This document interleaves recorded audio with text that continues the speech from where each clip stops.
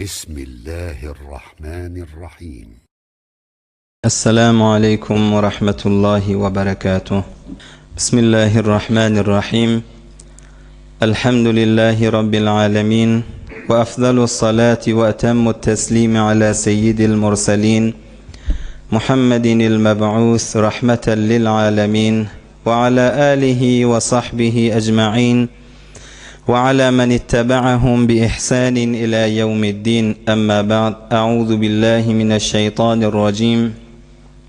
محمد رسول الله والذين معه أشداء على الكفار رحماء بينهم تراهم ركعا سجدا يبتغون فضلا من الله ورضوانا سيماهم في وجوههم من أثر السجود ذلك مثلهم في التوراة ومثلهم في الإنجيل كزرع أخرج شطأه فآزره فاستغلظ فاستوى على سوقه يعجب الزراع ليغيظ بهم الكفار. وعد الله الذين آمنوا وعملوا الصالحات منهم مغفرة وأجرا عظيما. صدق الله العظيم. Başımızın tacı ustadla, yüzleri nurli, dilleri doğali, hacdedele, yürekleri iman bilen yalfıllap duran, kıymetli, erzişli yiğit dostlarım. Huday Tebarek ve Teala hemmenizin etyen taat ibadatlarınızı, Allah'ın dergahına kaldıryan kollarınızı, açyan ellerinizi, dininiz, dünyanız için etyen hayır dualarınızı Huday Tebarek ve Teala barinizden kabul etsin. Huday Tebarek ve Teala emniyeti, can sağlığı, yurt parahatçılığı, nığmet bolçuluğu başımızdan ayırmasın. Huday Tebarek ve Teala barinizden razı olsun. Her gaysiniz bir yerden gelip dersiniz. Heften ortası kıyın olsa da yine de işinizden, gücünüzden yadak gelseniz de hürmet koyup gelip dersiniz. Huday Tebarek ve Teala iki dünyada siz muhteremlerden etsin inşallah. Geçen yıllarda Hazreti Ebu Bekir Siddiq radıyallahu anh mübarek siresinin içinde ettik. Bedir cengi, Uhud cenginden sonra bir vakıa bolya Resulullah aleyhisselam bilen şu gecedeki geçen yılki siremizin edamasını inşallah Hudayın tevfik vermekliği bilen içindeki dersler bilen hizmetinize arz ederiz. Huday Tebarek ve Teala aytyan iştiyallerden kabul etsin inşallah. Yaş yiğit dostlar, Huday Tebarek ve Teala Kur'an-ı Kerim'de Yahudların telekeliğine aytya. Şu gecedeki gurrunumuz Hazreti Ebu Bekir Siddiq bilen server-i kainat Resulullah sallallahu aleyhi ve selleme Yahudların bir telekeliği, bir tarihte, hatta Kur'an-ı Kerim şolun mağarasında bir sure nazil bolya.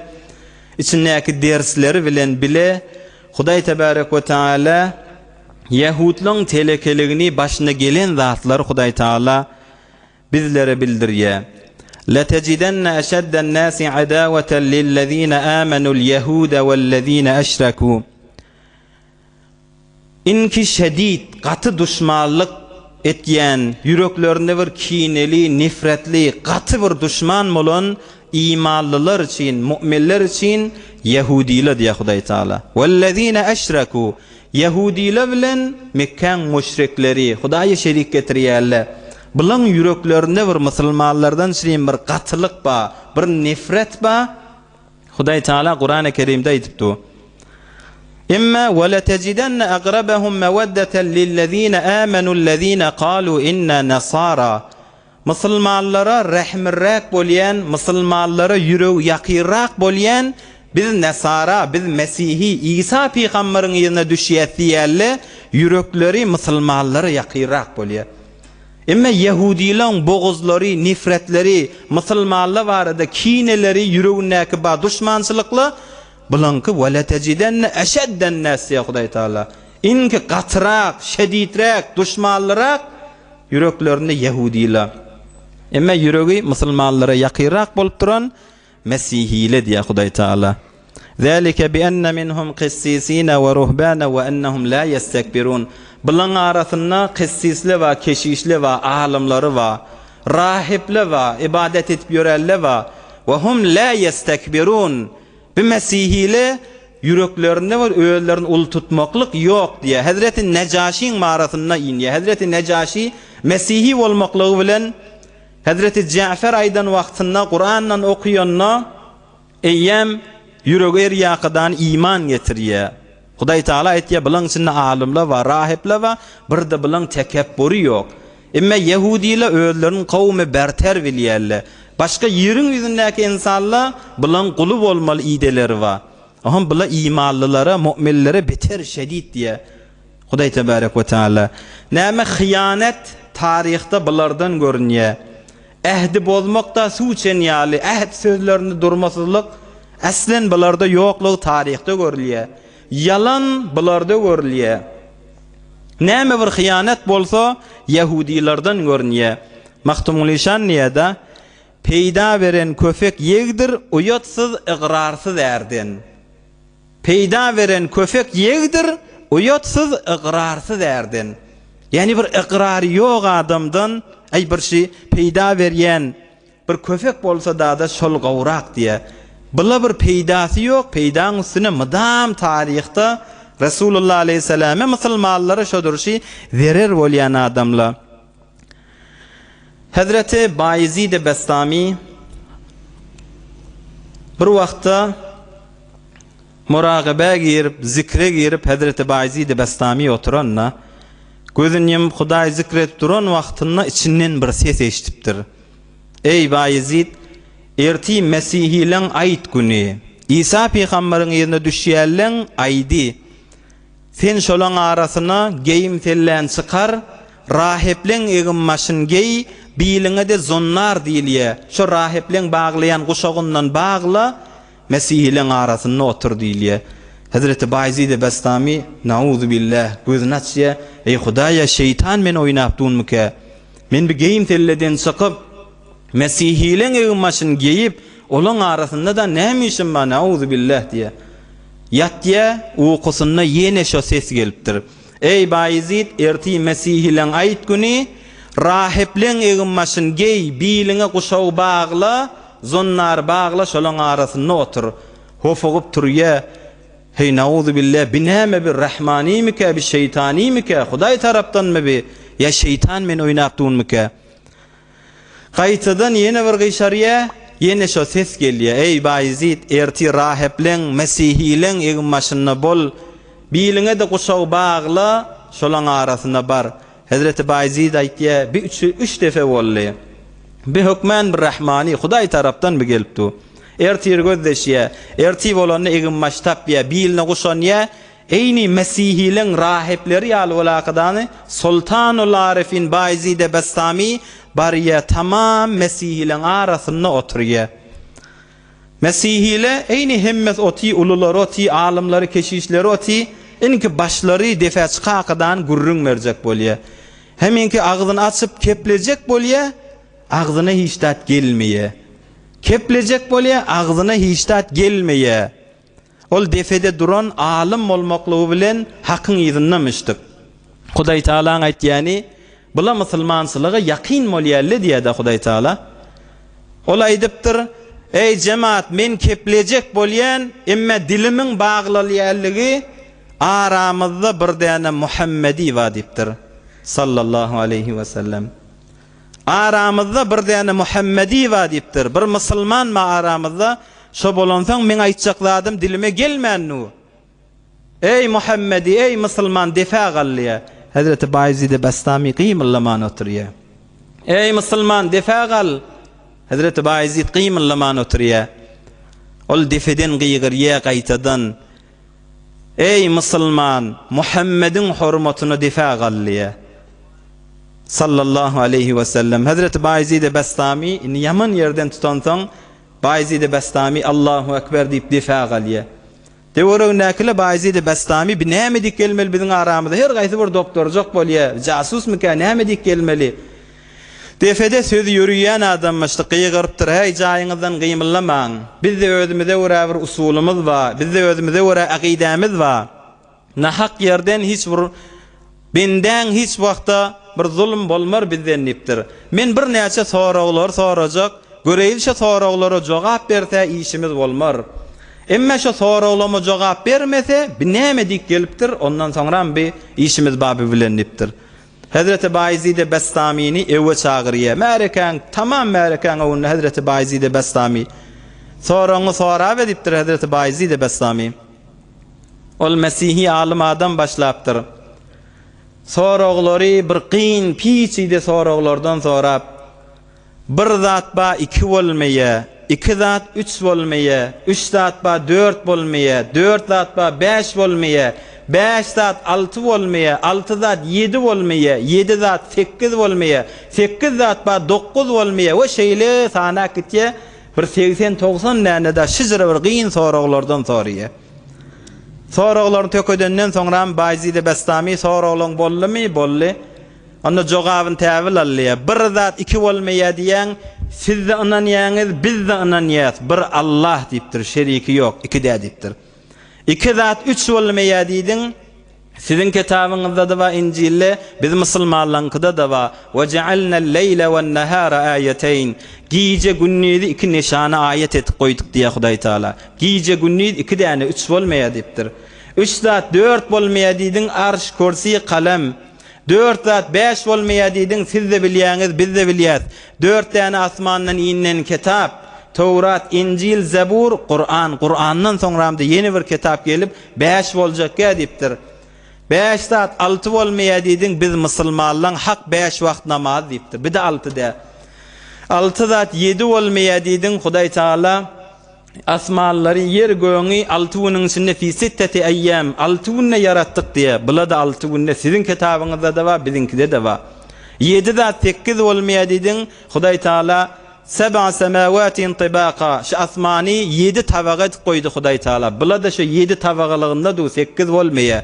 O 8 ýani 9 bolmaýa diýeniň وَيَحْمِلُ عَرْشَ رَبِّكَ فَوْقَهُمْ يَوْمَ إِذٍ 8. Kıyamatda ul arşy 8 ýani perişte göterip durjak. Ola da şu 8 sally. Olara da bir goşulyp 9 boljak diýipdir. Şeýle soraglarynyň tek hemmesine jogap berýär. Oturan märekan özi, hatta bu alimlarynyň özi aňalyk galypdyr. Hazreti Bayezid Bestami soraglaryň jogaby dogrutdymy? Dogrutdy. Indi menne bir soramana ejaza barmy? Hawa sora. Hazreti Bayezid Bestami men senki alkan soraglarda sorajak diýipdir. Birçe däne sorajak, şoň jogabyny mera soraby. Asmanlaryň jennetiň açary näme şonu aýtdypdyr. Defede duran ýerinde ýanky alim, Mesihi alim keplemeni doň galypdyr. O märekede gözläpdi. Hey näzire bolýar, biz sen şygat qyyn soraglaryňa hemmesine jogap berdi. Sen birçe soragyna doňdamyň. Onda men müň soragynyň jogabyna bilýänipdir. Ýöne siz tersleşersingizmi diýänipdir. Olay aýtypdyrlar, tamam jemaatla, sen hak aýt, näme bolsa biz hakyň ýerine düşeriz. Biz ozarlan sen ýerine düşýäs, ýene sen näme diýseň, şoňa biz ananýas, şoň ýerine düşeriz. Defede duran ýerine gyýgyrypdyr. Asmanlaryň jennetiň açary birçe zat diýipdir. Ozal biz ýalňyşyp ýötdik. Biz batyllyk edip ýötdik.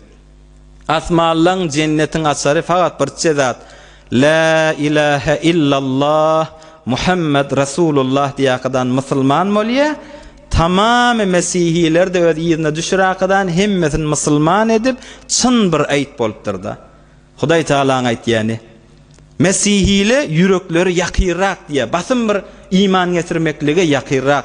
Bir wagtda Rum, Farsi ol od ibadet edilýän wagtyny ateşperest wagtlaryna Rumile galip bolupdyr Farsa. Şu habar Rasulullah aleyhissalame gelenne Mesihile oda Hudaý diýerlere üsem çykdy, galip boldy diýerlerine Rasulullah aleyhissalam begenipdir.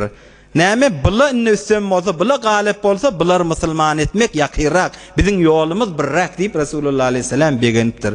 Hatta şumat amary kullida her ýylla İslama girýärlerden amaralarlarına bäri başy 4000 däne, her ýyl 4000 däne, meselem Fransaň özünde bir amar alınýar.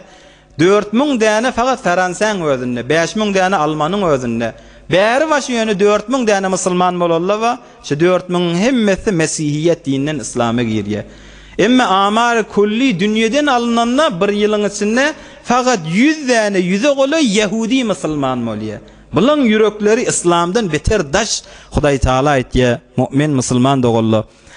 Be her hal Yahudiler şizire bir hebaseti wa yüreklerine bir İslam'a ve musulmanlara telekelikleri var. Resulullah aleyhisselam mübarek sözünü aýtdy. Ma khala yahudiyyun bi muslimin illa hemme bi katli. Bir Yahudi bir musulman bilen halvet etmer diýipdir. Meger himmet etýär şu musulman hasan öldürüp bolar diýip oturar diýipdir. Yani bir Yahudi bilen bir musulman bir yerde olsa, musulmanyň yüregine we maňa näzire haýyr ýetirip bolar. Emma o Yahudiň yüregine we şunu näzire öldürüp bolar, hasan şunu gurup bolar kädip içini çeýle kepletip durýar diýip Rasulullah aleyhisselam aýtdy. Bir musulmanlara dursun öz peýgamberlerine rahmetmeýän adamlar Yahudiler. Oňa biziň Rasulullah aleyhisselam ähda dewmek bulara ýeňiljek bolup galjak. İbn Mesud radıyallahu anh aýtdy, "Qatalu fi yawmin 70 nebiyyen na'udzu billah." Şu Yahudiler wa bir günüň içinde 70 tane peýgamberlerini öldürdi diýdi. Na'udzu billah. 70 tane peýgamberlerini bir günüň içinde öldürdi şu Yahudiler diye. Şunu erti bilen başlap öýläne çellim tökötýärler, öýleden soňram ve aqamu suqa fi ahirin nahar kaannahum lem yasna'u şey'an. Öýleden soňra bazarlaryny açyp, tükan açyp, mamala meşgul bolup, hiç dat bolmadyk ýaly bolakadan bazaryna meşgul bolupdyrlar da. Yani şizri öz peýgamberlerinden 70 tane peýgamber bir günne ertiden başlap öýläne çellim qıran adamlar bula. Hazreti Mevlana aýtdy, "Verbihani yuna ey Kur'an pezir, enbiya we awliyara dide gir." Sen Kur'an okuýsaň da, okuýmasaň da Kur'any anan ýaňdämi, şu peýgamberleri we ewliýalary gözüň nur etdi Hazreti Mevlana. Şu peýgamberleri we ewliýalary Hudaý ýoluna gidýärleri gözüň nur et. Hazreti Mahtumul İşan näme diýe? Tafabilsen haqiqatynyň merdini gözüňe tutýa qılgyl gerdini. Bir hakyň adamsyny tapýan, bir çyn dinden sirim bir ewliya, bir arif gaw adam tapýan, şoň ayak basýan gumyny gözüňe sormet de çekaga diýipdir Mahtumul İşan. Tafabilsen haqiqatynyň merdini gözüňe tutýa qılgyl gerdini. Biziň bir aqidämiz bar, biz musulmanlar. Bir musulman bilen düşmançylyk etmek haram. Bir musulman ýöne bir şahsa atdy bolsa haram ha. Velayet, ewliyaçylyk iki form bolýar. Yani weli iki formdur ha. Ýaş dostlar. Biri velayeti hassy diýilýär. Mana hem maňyz bilýäňiz, bir falan pir we falan pir bolup geçipdir. Bir falan ewliya. Bular Hudaý bilen arasyndaky velayetleri has. Bular bir has bolan taýlanan adamlar. Emma velayeti amme we ol her bir adam la ilahe illallah Muhammed Rasulullah diýdi, iman getirdi Hudaýyň dostlaşy. Wallahu waliyyullezine amanu. Hudaý şu iman getirillen dosti. Her mäňiz bir ewliýalyk velayet bir paýymyz bar. Dogurdur qargy günah bolandyr. Günäsi her nagat kän bolsa da bir musulmanyň imany ýüreginde bolsa Hudaýyň fazlymy günäsinden ulurak. Bir weriýän bir ýagşylyk etdi, Allah günäsini geçse, ýene şey bir ewliýa adam şey. Men sebetet wilayetuhu harumat muharabatuhu. Haýsy bir adamyň weliligi la ilahe illallah bilen sabit boldy dämi? Şol adam bilen düşmançylyk etmek, şo bilen düşman bolmak bizlere haramdır. Näme diýip musulmandan öküli bolmaly, musulmana rahimli bolmaly. Şon bir tarapda ýüreginde velayeti bar, bir tarapda Hudaýyň dostlugy bolansaň şu mümin musulman dogullar. Be her hal bir Yahudiler öz peýgamberleri bilen düşman bolup, öz peýgamberlerini qıran adamlar. Bir nökte ýaş dostlar. Rasulullah aleyhisselam aýtdy, "Muny aýdyp barýas, asli mowzuň özüne barmakak bir almaly derslemiz.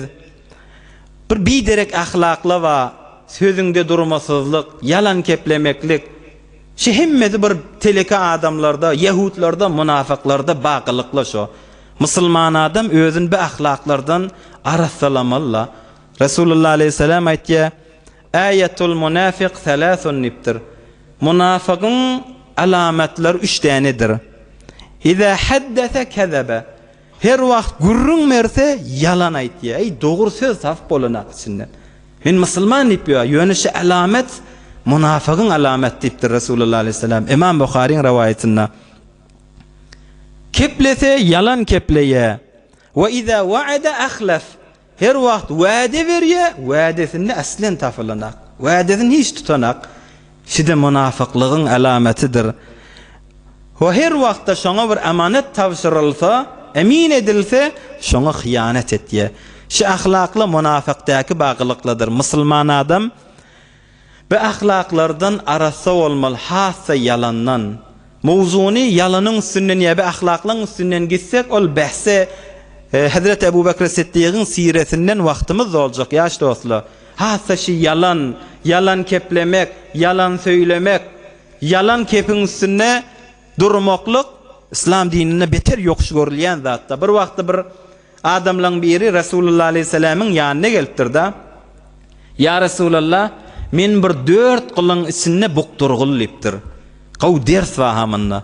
Ya Resulullah, menne bir 4 tane gylyk ba, menne bir 4 tane günah ba, şola menne bukturgulja hiç kim bilmeýär ya Resulullah.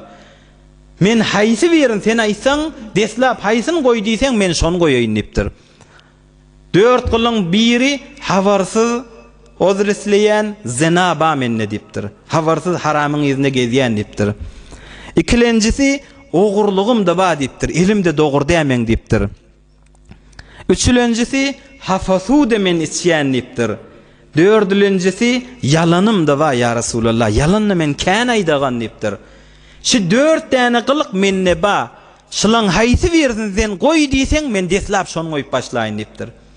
Akıllılan akılsız olan Resulullah aleyhisselam Hazreti Şahabuddin Sohraverdi Kuddise sirruh aýtýar, akıl 100 tane bolsa 99 tanesi bizim Peygamberimiz Muhammed Mustafa'da üýşügülýär sallallahu aleyhi ve sellem. Akıl 100 tane bolsa 99 tanesi Resulullah aleyhisselam'da diýip aýtýar. Akıllılan akılsız olan Resulullah aleyhisselam aýdypdyr, da'il kezib. Zinany aýtmandyr, ogurçylygy aýtmandyr, hafasy uçmany aýtmandyr Peygamberimiz aleyhisselam. Da'il kezib, yalanyň goý diýipdir. Yalan allama, şu yalanyň deslap yalanyň goý diýipdir. Ol adam iki yeňil kim onu diýakadan gidipdir. Emma görüň Resulullah aleyhisselam bir dänen tutýar, rişän tutupdyr, kökün tutupdyr. Ol adam öýüne barandan soňra bir hafasy uçmany himmet edipdir. Hey öwüne geçirakadan işçek bolanda ýadyna düşüpdir. Resulullah aleyhisselam'a men söz verdim. Men yalana allamaly boldum. Indi men barsam Resulullah aleyhisselam menden sorasa, bardyňmy şo günählere diýse, hemen Allah we başarjakka söz veren zatym şo. Hemen hafaz we bar başarjakka, ogurlygy da men etip biljekka, zina da menden galmaly boljak. Resulullah aleyhisselam'a uğurluk gelipdir. Rişeden tuttun ya Resulullah diýipdir. Bir dänen goýdurdyň, hemmesi ýyzyna seterlerini, hemmesi gally ya Resulullah diýipdir. Yani Resulullah aleyhisselam deslap tawşyran zady da'il kezib, yalan goý diýipdir. Ey binagat ders bar ey. Adamyň ýüregi bir ölýä da, adamyň ýüregi günäli bilen, gaflatly bilen, adamyň ýüregi tozan tutýar, adamyň ýüregi ölýä. Emma bir yerlerde yürek de direlýär ha. Görüň Resulullah aleyhisselam'ın ýanyna ölü yürekli bolakdan bar ýa, Resulullah aleyhisselam'ın direldik göberdir yüregini. Adamyň ýüregi käde tozan tutýar da, emma bir Yahudilaň yürekleri bir direlýän yürek dämişdik da. Nauzubillah. Ýogsam adam kän taryhda görýäňiz, hekayetlerde görýäňiz. Hazreti Rabi'a Edewiye Arefe abede zinana, tacur rical laqabın alan zinana. Hazreti Rabi'a Edewiye beter bir Hudaýa aşyk bir zinanalyň biri. Hazreti Rabi'a Edewiye bir wagtda merizläp ýatypdyr da, myň başyna soramana gelipdirler. Ey Rabi'a, näme boldy, näme diýip ýatyň sen? Hazreti Rabi'a Edewiye aýdypdyr, nazartu ilal cenneh fa'addabani Rabbi subhanallah. Bir gün oturan wagtymda bilen yürekler mydam Hudaýyň yskyna ha. Bir gün oturan wagtymda cennete meýletdim. Özüm oturan yerimde cennet näzireke, cennete meýledip bir cennete hewat etdim yüregimden niye. Fe'addabani Rabbi, eýem Allah men edep etdi diye. Ey Rabbi cenneti gördün bizi unuttun mu sen neydi? Ey Rabbi cenneti gördün bizi unuttun mu sen neydi? Yorgun nüşekli Hazreti Rabbi Edeviye merilep yatıptır. Ey subhanallah. Himme zat yüreklerimizde baha, yüreklerimiz bir dörmeli ha. Himme zada cayva, himme zada vakt ba. Allah yüreklerde ba mı? Rabbi Edeviyen yüreğinde mıdam Allah varmıştık. Bir lehze cennete meyledenle Huday Teala kayıptu. Ey Rabbi cenneti gördün bizi unuttun mu diyenle Hazreti Rabbi Edeviye merilep yatıptır. Bir zinana tarihte ediliye zinana değil ya. Emme tacur rical adamların başının tacı değil ya onu. Şu zamanada ayallıqollu muhterem zinanalı inele ulgulu şizrele olmalı. Bir tacur rical lagabaliye yönü yerdenine bilin yürekleri Huday bilen doğruluklar nezremiştik. Resulullah aleyhisselam bir vakti mescitten çıkıptır.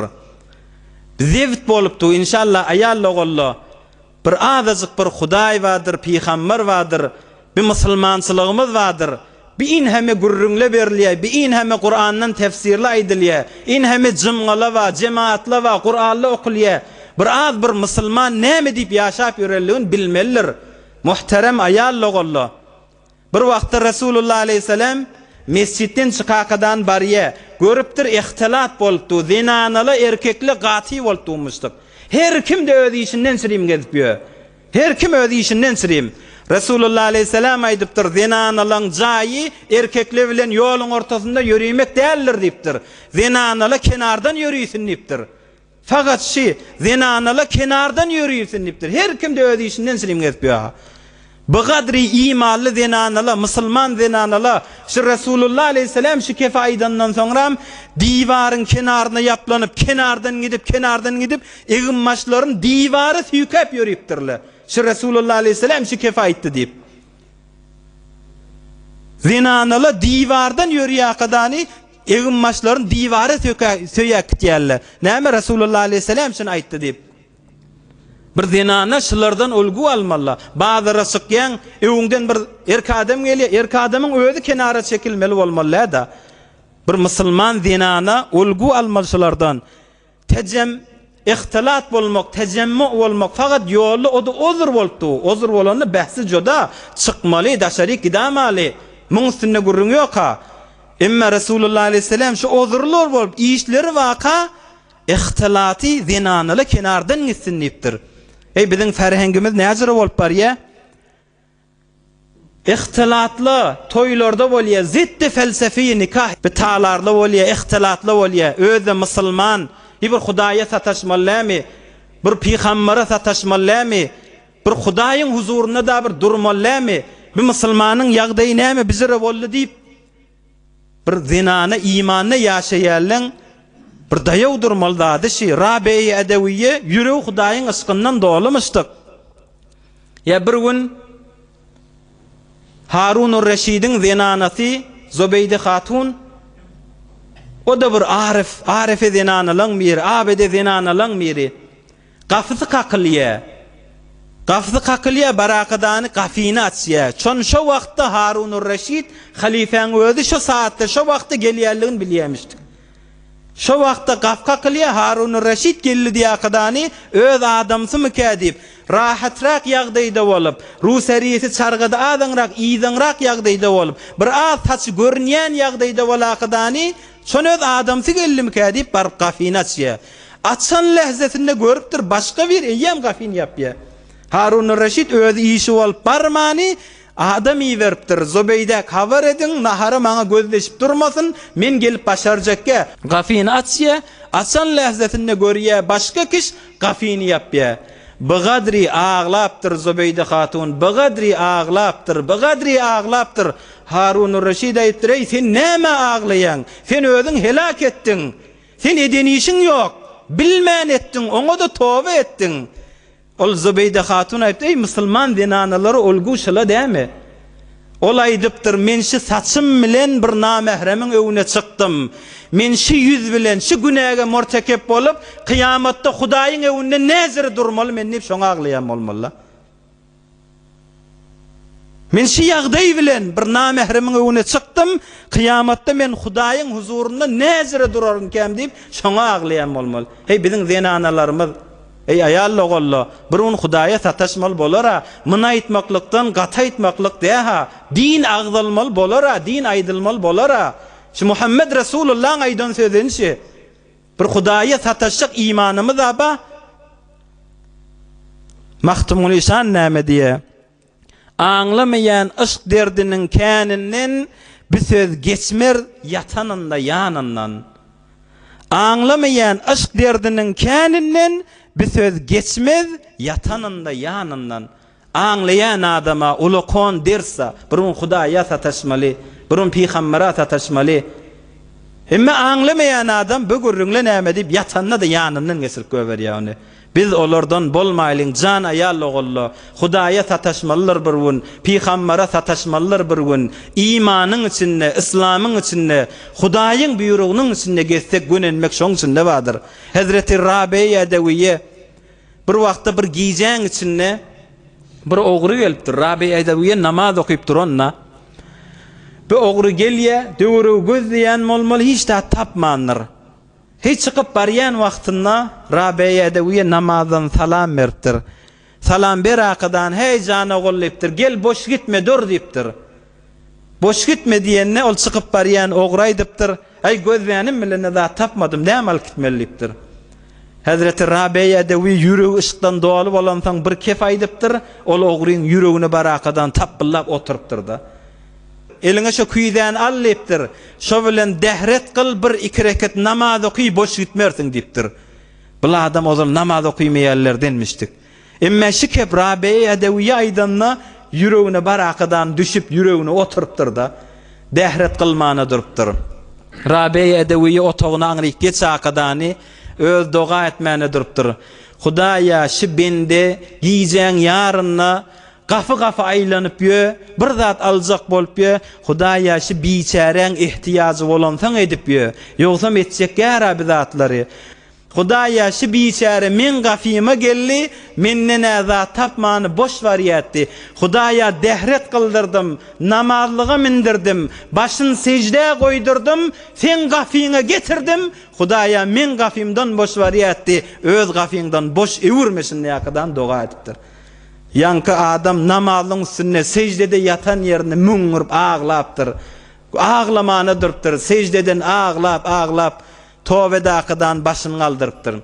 Görüň bir gafy gelýär, hayat tapýar. Onça ýürek ölü bolsa da bir adamlaň ýanyna barýan, ýürek direlýär. Emma Yahudiler Hazreti Muhammed Mustafa'nı görmeklik bilen sallallahu aleyhi ve sellem yürek dirilmä dursun bir tarihte bir uly özlerini bir biýawry işetýärler. Medineň Yahudileri Hazreti Resul Ekrem sallallahu aleyhi ve sellem bilen Hazreti Ebu Bekr Siddiq, Hazreti Ömer Faruk, Hazreti Ali Murtaza radıyallahu taala anhum ecmaîni bir terör etjek bolýarlar. Bir habarsyz şular öldüreýliň, şulardan bir din eýliň de diýip bir etiqatlar var. Şonu etjek bolýarlar. Beni Nadir diýen taýfa bula. Beni Nadir Harun aleyhissalamyň ewlatlaryndanmışdyk. Bula Medinede Resulullah aleyhissalam gelmedinden öňçe barıp yerleşen millet. Mana tarihta Yahudileň ýerden barıp yerleşmeklikleri bir ahir zaman peýgamber şo taýda dörejegini bilip barıpdyrlar da. Özleri ola bilen Mekkeň adamlary bilen Medineň adamlary bilen toy etmeli, izdivac etmeli. Garaz şu ahir zaman peýgamber bizden döresin diýip şol etiqat bilen ýerden barıp yerleşen millet bula. Resulullah aleyhissalam Medine giren wagtynda bula ähd berýärler. Resulullah aleyhissalam bilen sulh etýärler. Biz siz bilen işimiz bolmasyn, siz de biz bilen işiniz bolmaň. Resulullah aleyhissalam Bedir jengesirenne 300 nefer bolup 1000 neferiň üstüne galyp gelenlerinde bulay diýipdirler, eş Tawratda okuyan, westini bilýän peýgamberimiz haşy. Hakyky peýgamber şi diýipdirler. Emma soňra Uhud jenginde musulmanlar gaty şekest diýenne bulay ýene de Resulullah aleyhissalamy yamallap ähdlerini bozup musulmanlar şekest diýenseň bula da sözlerini ähdlerini ewirip alýarlar. Ka'b ibn Eşref diýen şu Yahudileň bir başy barmışdyk. Şu Beni Nazirleň taýfasynda beter bir birlenen içi gara bir Yahudi Ka'b ibn Eşref. Ol burun Yahudi ulamaları üýşüripdir. Ma taquluna fi Muhammed? Muhammedin barasında siz näme diýäňiz diýipdir. Olay diýipdirler hemmesi innehu nebiyyun. Ay peýgamber hiç şek ýok kim diýipdir. Bu adam aýdypdyr. Hey men diýipdir siz bilen sele rahmi kesemak, men siz bilen bile gezip ýön. Men size başka zat diýdirjekdim. Adamlara başka sözü men aýtdyrjekdim. Ay bey diýmediňiz, o bey diýseňiz kän altylla gyzylla batdy. Ay bolýa da bey diýseňiz diýende ol Yahudiler da yine dünýe malyny gyzakydany ay bize oýlanşman aýtdyk. Biz bir gözäýli Tawraty bir agdaraýly diýip soňra biz habar berer siýakydany ewurlik gelipdirle. Nauzu billah. Resulullah aleyhisselam hak bilip durmaklyk bilen, Tawratda hak tapmaklykları bilen yine nauzu billah bi na'te Mustafani, Mustafa'nın sifatini nauzu billah Deccal'e men dedip bir ýaşa gözleşip duran Deccal gelecek diýil ýerler diýip milletlerin Yahudiler yine şeylerlin doldur ýerlerde. Muň üstüne başka da ähdewmeklikleri kän bolýa. Hazreti Mevlana aýtýarda bu der İncil name Mustafa ansirri peygamberan behr esafa. İncil'le Tevrat'ta Resulullah aleyhisselam'ın vesfi mübarek vesfi ba. Hemmesi bilip dullaha.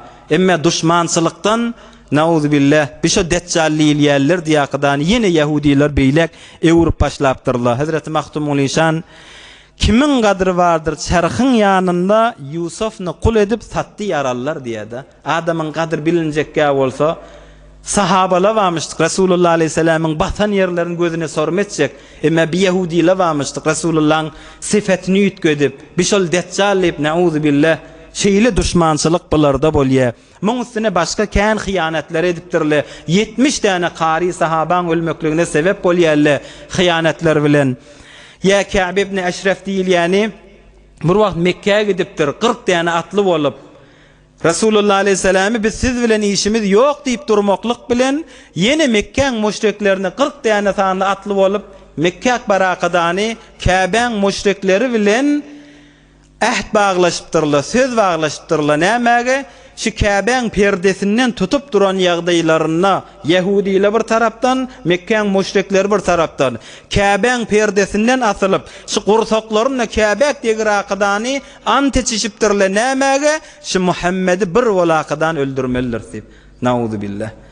Bu taada Medine'de biz siz bilen nipdullah. Emme iýdandan beýle bir hyýanatlar edip duran wagtlaryna Hazreti Cibril Resulullah aleyhisselame olo Ka'b'ň ýanyna perdesinden asylyp gursaklaryny degirip seni öldürjek diýakadan ahd baglaşypdyrlar diýende Resulullah aleyhisselam Hazreti Muhammed ibn Muslim diýen sahabaga emretýär, destur berýär. Şo Ka'bi ýeköniň barakadany şonu öldürmeli ýeke wagtyna diýe. Hazreti Muhammed ibn Muslim diyen sahaba yanına bir neş nefer walakadany giyeceğin içinde barıp Ka'b'ın gafsyny kakýarlar. Zenanasy aýtýar çykma diýerler. Zenanasy çykma, bu mat giyeceğin ýaryna sen düşmanlyň kändir. Ay kim boljak diýip çykan wagtynda Resulullah aleyhisselam'ın buyruğu bilen şol hyýanet edip ýören Mekke'ň müşrikleri bilen barıp ant içişip ähd berişip ýöreni helak etýärler.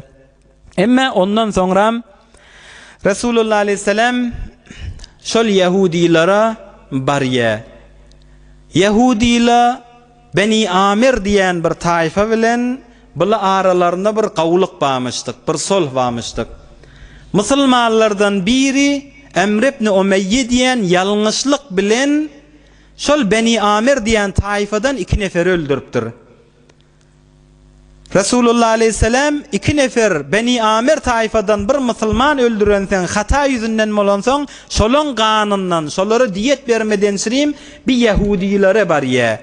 Beni Nazir diýen Yahudilere barıp bizlerden bir musulman 2 nefer Beni Amiriler öldürdi. Siz ara düşün şolardan diýeni biz berjek, siz biz ara düşüp sulh etdirin diýär Resulullah aleyhisselam. Ýanyna da Hazreti Ebu Bekir Siddiq ba, Hazreti Ömer va, Hazreti Ali va. Bile barıp Yahudilerde Beni Nazirleň diwarlarynyň kenaryna Resulullah aleyhisselam şola bilen şikayet etdi. Ola da bolýa diýipdirler biz Beni Amirle bilen aramyz gawy. Biz sana ara düşakadan doğrular dip. Eyyem divarın aňyrsynda geç akadany Resulullah aleyhisselam Hazreti Ebu Bekir Siddiq da bilen bir kölögede duran wagtynda bula aňyrdan aýtdyrlar, şyndan aňyrda olja nirde wa, şyndan gawy forsat nirde geljek. Muny hiç wagtda bizlere ýeke tapyp bolmaýar. Ýani näkile de bir 3-4 nefer.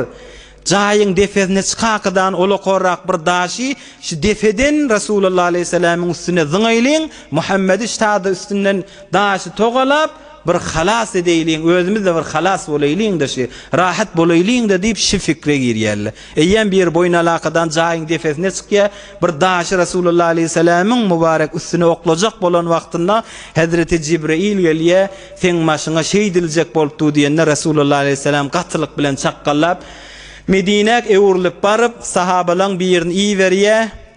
Beni Nazir Mekkeň golaýynda ýaşap ýörler, gaw jaýlarda ýaşap ýörler. Mekkeň behterin nähiller olarda barmyşdyk. Suwun akýan ýerine ýaşap ýörler. Jaýlar başgalankydan gawmyşdyk. Resulullah aleyhisselam 10 gün wagt berýär. 10 güne sellim birçi düýek näme ýükläp bilseňiz ýükleň, şona alakadan çykyp gitmeli diýip Resulullah aleyhisselam ilçi berýär. Ola baranna münafıkla da Medine'nin sinnäkile çykmaň diýip ol Yahudileri kuvvete kalp berýärler. Biz de sizin arkaňyzda bolup durar diýip. Beherhal Yahudiler çykjak diýe Resulullah aleyhisselam 10 günden soňra barýa tamam leşkerli bilen olada Beni Nazir taýfaly öýleri jaýla ýaşap ýören hisarlaryna jaýlaryna 15 güllep durýarlar. 15 günden soňra yüreklerini deslaptan korku düşüp başlaptır. Ýöne o münafıklaryň beren wädeler da ýogsam Resulullah aleyhisselam aýtdy, "Men bir ýerik uğrasam özümden bir ay öňçe heýbetim bar ýa düşmana." Yani Resulullah aleyhisselam bir ýerik gitse özümden häzir özüm bir ay wa bolsam yetmäne bir ay öňçe korky kafirlaryň yüreklerini Hudaý Taala oklap başlaýar. Ola duran ýerlerinde korkuly duralla 15 günden soňra hit bolup, biýawry bolup, öz jaýlaryny öz illeri bilen dargadyp, ýykyp, inni musulmanly şunda ýaşap başarmasyn diýip tamam oglan uşaklary bilen bir düýük yüklakadany Şam'a garşyn teb'id bolup gitýärler. Hudaý tebarek we taala şolaň marasynda Sure-i Haşr nazil etdi. 28-nji parada Sure-i Haşr. Euzu billahi mineşşeytanirracim. Sabbaha lillahi ma fi's semawati we ma fi'l ard. Yerdäki göňdäki zatla Hudaýa tesbih aýtýanlar. Hemmesi subhanallah, subhanallah. هو الذي أخرج الذين كفروا من أهل الكتاب من ديارهم لأول الحشر ما ظننتم أن يخرجوا وظنوا أنهم مانعتهم حصونهم من الله فأتاهم الله من حيث لم يحتسبوا وقذف في قلوبهم الرعب يخربون بيوتهم بأيديهم وأيدي المؤمنين فاعتبروا يا أولي الأبصار ولولا أن كتب الله عليهم الجلاء لعذبهم في الدنيا ولهم في الآخرة عذاب النار ذلك بأنهم شاقوا الله ورسوله ومن يشاق الله فإن الله شديد العقاب. Hudaý tebarek we taala şolaň marasyna ayet indirýär. Ol Allah'dır.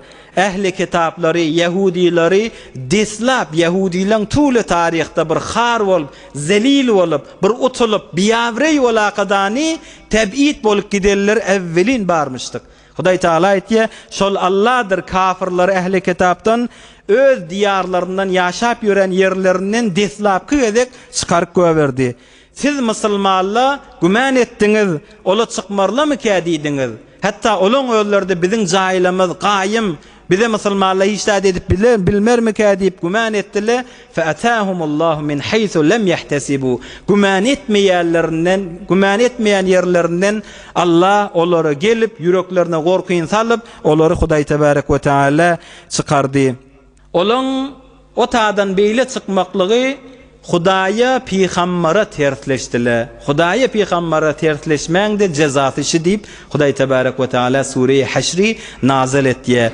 Bu waky'a Resulullah aleyhisselam Hazreti Ebu Bekir Siddiq bilen Beni Nazir diýen Yahudileň arasynda bolan ýagdaýy. Beni Nazir Yahud taýfasy deslap taryhda bir har bolup, zelil bolup Resulullah aleyhisselam we beýleki sahabalar bilen Medine-i Munawwara'dan teb'id bolaqadany Şam yurduna gitýärler.